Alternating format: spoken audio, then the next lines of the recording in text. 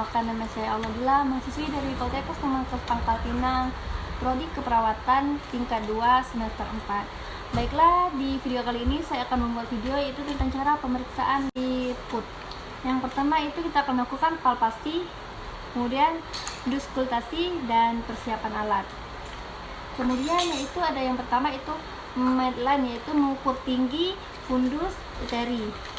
Dan kemudian yaitu ada stetoskop, yaitu untuk mendengarkan denyut jantung janin, dan ketiga itu stetoskop Linek untuk mendengarkan denyut jantung janin, dan kemudian yaitu fetal Doppler, yaitu untuk mendengarkan denyut jantung pada janin. Kemudian setelah itu kita melakukan persiapan pasien, yaitu seperti sebelum melakukan tindakan. Dan kedua yaitu identifikasi klien, dan ketiga jelaskan tujuan dan manfaat tindakan, dan keempat itu jaga privasi klien. Sebelum melakukan tindakan, pastikan posisi klien yaitu tidur dengan posisi semivolar dan kakinya ditekuk sedikit seperti ini. Kemudian lakukan pemeriksaan level 1, yaitu alat menggunakan meteran. Kemudian palpasi perut mulai dari bawah sampai menemukan tinggi fundus uteri. Kemudian ukur menggunakan Medline dari fundus uteri, maka perlu untuk lurus melewati umbilikus sampai ke sempisis pubis dan lihat berapa tinggi fundus uteri.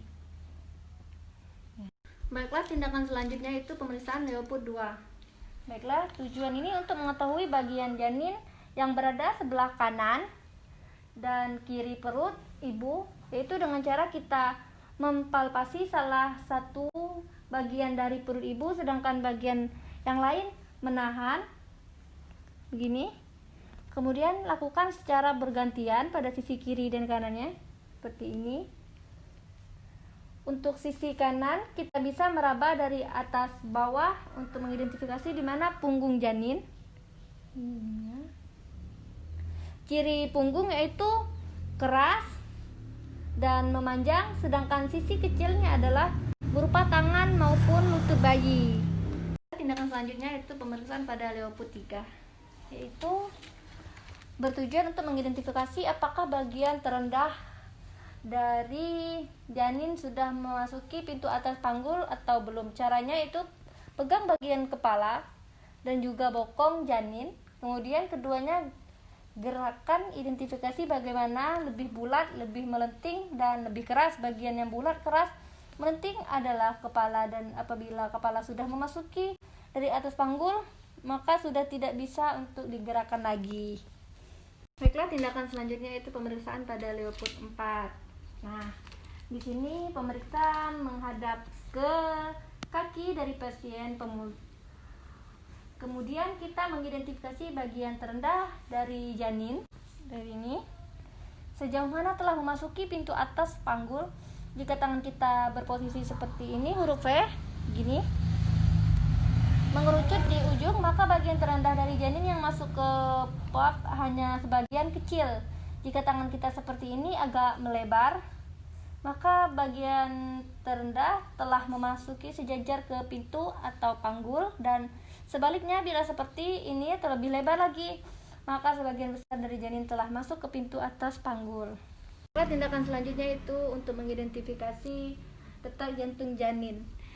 Kita menggunakan stetoskop. Setelah kita tahu di mana letak punggung janin, maka kita bisa mendengarkan daerah untuk DJJ di punggung dan kepala.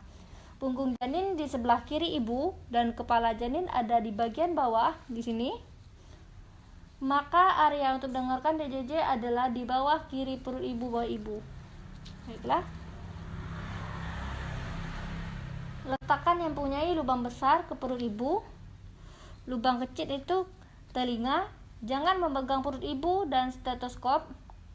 Kemudian tangan yang satu memegang nadi ibu untuk membedakan DJJ yang didengar dengan nadi ibu. Baiklah Bu, di sini kita akan mengukur umur kehamilan ibu ya Bu. Iya sus. untuk menghitung tafsiran partus berdasarkan, yaitu berdasarkan haid pertama dan haid terakhir ibu. Ibu untuk haid terakhirnya tanggal berapa ya bu? 17 Mei sus. Iya baik, saya akan menghitung ya bu.